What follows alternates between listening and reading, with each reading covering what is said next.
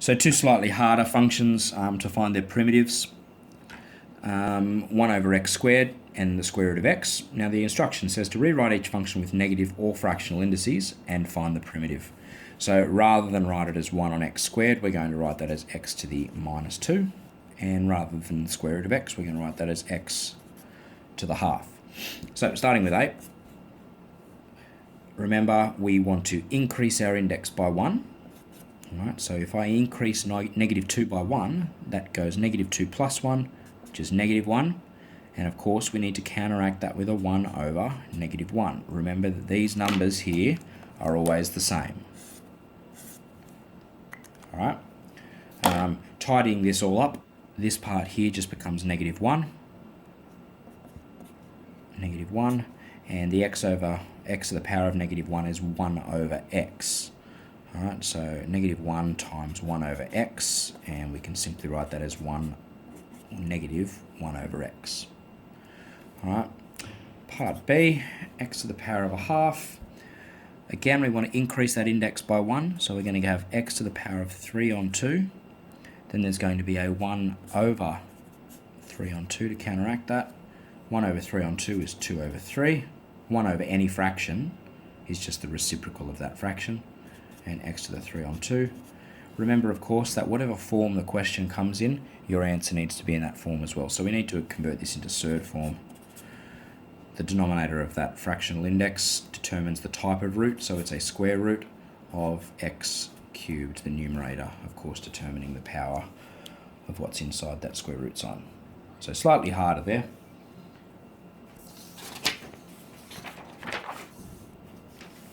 All right. Next question says, given that dy dx, the derivative, is equal to 6x squared plus 1, and y equals 12 when x equals 2, find y as a function of x. All right. I'm sorry, I really must come back to this because I forgot a very vital thing. We also need to include these constants at the end.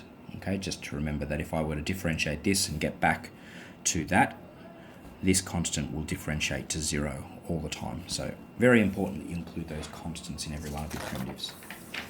Sorry, back to this one now. So dy dx is 6x squared plus 1, y is 12 when x is 2, find y as a function of x. So we're trying to find the y function. We have the derivative, we want to find the y. We want y equals. All right, so finding a primitive function is going in the opposite direction to differentiating. So we need to find the primitive of this. All right, so in that case, primitive of this guy here, the x squared is going to become an x cubed. The 6 is still there, and we need a 1 on 3 to counteract that. The 1 is going to become x. Remember, this is an x to the power of 0 there as well. So it just becomes x to the power of 1, which is x.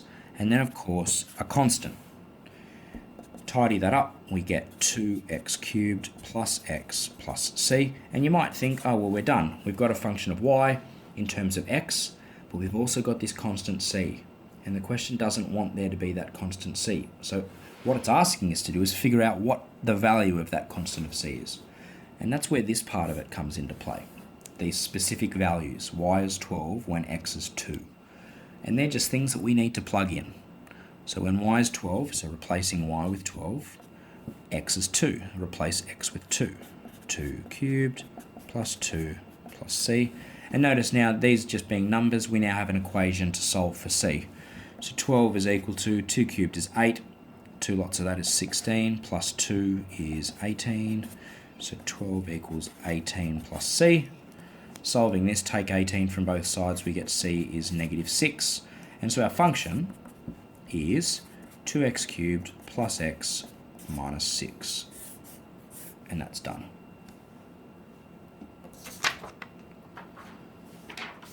One last one on that, probably the trickiest of them all.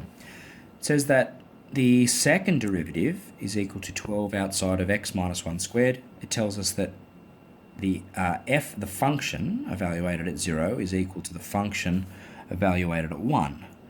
Find, I think this is wrong. I think there's supposed to be a little point. Let's just see what we can do.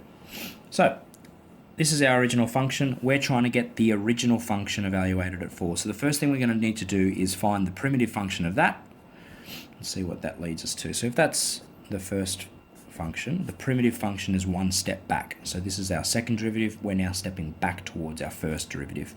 Now, in a question like this, it's kind of tricky to do it when we're in this form. So let's expand it. So if I do that, I'll let you do this more precisely, but that becomes 12x squared minus 24x plus 12. And if I were to now do this one, I get the x squared is going to become x cubed. The 12 is still there, and there's going to be a third to counteract that. Minus 24 is still there. That becomes an x squared with a half, and plus a 12x plus a constant. Tidy this all up, we get 4x cubed minus 12x squared plus 12x plus a constant. So that's what our first derivative is. Now it says f of 0 is equal to f of 1, which is equal to 0.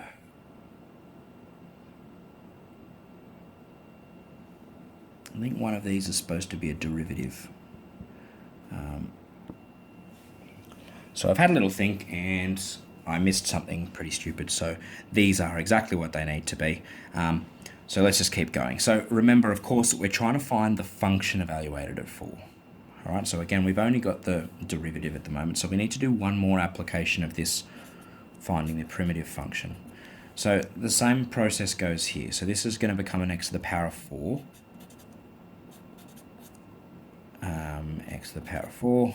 This is going to be an x cubed, so there'll be a third, the 12x cubed, plus this will be a squared, so a half, lots of 12x. This is going to be, it's just some number, so it's going to become cx, and then some constant d. Remember, this is just a number, it's like 7. Alright, so there's a little x to the power of 0 with that, and if I increase that, I get an x to the power of 1, and then 1 times that. So we end up with this guy. So let's tidy it up. The quarter and the 4 cancel. The third and the 12 make 4x cubed. The half and the 12 make 6x plus cx plus d. So this is f of x. Now it wants us to evaluate the function when x equals 4. And if I were to go and plug that in straight away now, I'm going to get some number, 4c plus d. So there's going to be c and d in it. And I don't want that. So we need to use this fact here to determine what the values of c and d are. So it says that when x is 0, the function is 0, and when x is 1, the function is also 0. So we've got two different things we're going to do here. So the first things we're going to do is look at the f of 1 equals 0. So using f of 1 equals 0, that means we're replacing x with 1, and f of x with 0, we get 0 equals, now this is going to be 1 take away, we're looking at f of 0, so we're replacing x with 0. So this is 0 take away 0 plus x is 0 here, the c is gone, plus d. So in other words, what do we get here? We get 0 equals d. Alright, so I can rewrite my function effectively without that d there.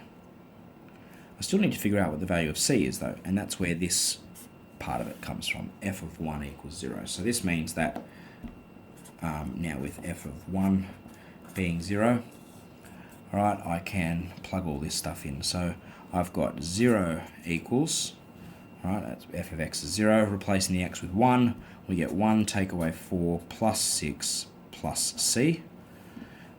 This is going to be 1 take 4 is negative 3 plus 6 is 3, so 0 equals 3 plus c, and then c is equal to negative 3 obviously, so c is equal to negative 3. So back to my function, f of x equals x to the power of 4 minus 4x cubed plus 6x minus 3x. What have I buggered up here? Back over here, in going from that there should be a squared. on this one here.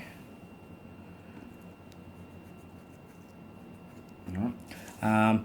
So going from that, the last part of it was we needed to figure out what the function evaluated at 4 was. So plugging 4 in here, we get 4 to the power of 4 minus 4 lots of 4 cubed plus 6 lots of 4 squared minus 3 lots of 4. And I'll leave that for you to figure out.